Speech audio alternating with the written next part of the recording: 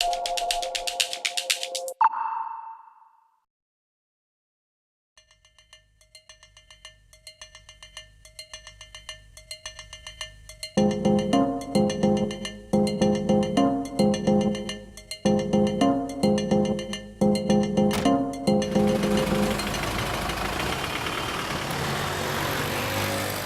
I'm Jen Fall and we're in the Drums taxi cab at Adweek Europe.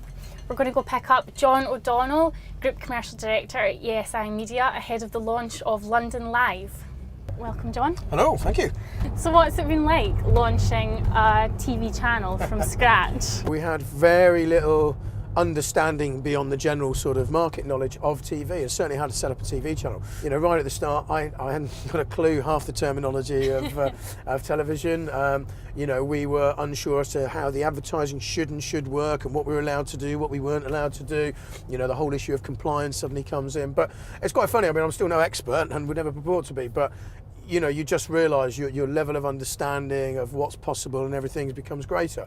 And so for us, given our kind of, I suppose, our slightly overarching media outfit, it just means that we now understand a lot more about how the print can interact with the digital, that then can interact with the television. And it just means, you know, from a commercial point of view, that we can provide, I suppose, a lot more compelling sort of ideas for clients and things. One of the things I think that's really interesting for us that a lot of people, well, in fact, no other TV channel can do is our the slight relaxation of minutage guidelines, because there is, again showing my TV knowledge now, but there's a thing called the Costa Code, basically, which governs the amount of advertising minutage a channel is allowed to produce in any given clock hour. So I think it's something like 7 minutes for terrestrial and 9 minutes for satellite.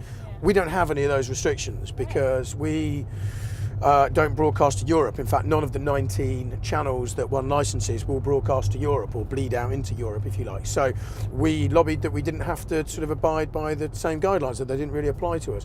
And that was kind of accepted. And so as a result of that, it means that we can run as much advertising in a clock hour as we want. So if we wanted to run an hour-long ad, we could do. I don't think anyone would ever watch it, so we probably would never do that. But it means that we can be a lot more creative with advertising content.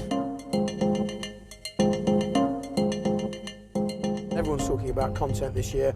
I think if last year was the year of the mobile, this is the year of content. But I'm not sure whether next year is going to be the year of mobile content. I don't know. But anyway, content is obviously the big thing at the moment. And what we're finding is clients are spending an awful lot of money on content, but without necessarily the most effective distribution channels to place it, because it's sitting on YouTube or it's sitting on perhaps their own platforms, and they're probably only getting a few people actually come to view it. What we can do is we can actually give them much broader reach, and we can give them an environment. So for example, if they're a fashion client, we can literally locate them within, you know, fashion editorial and fashion programming basically, but we can give them a much longer form of advertising, which I think is really interesting to them.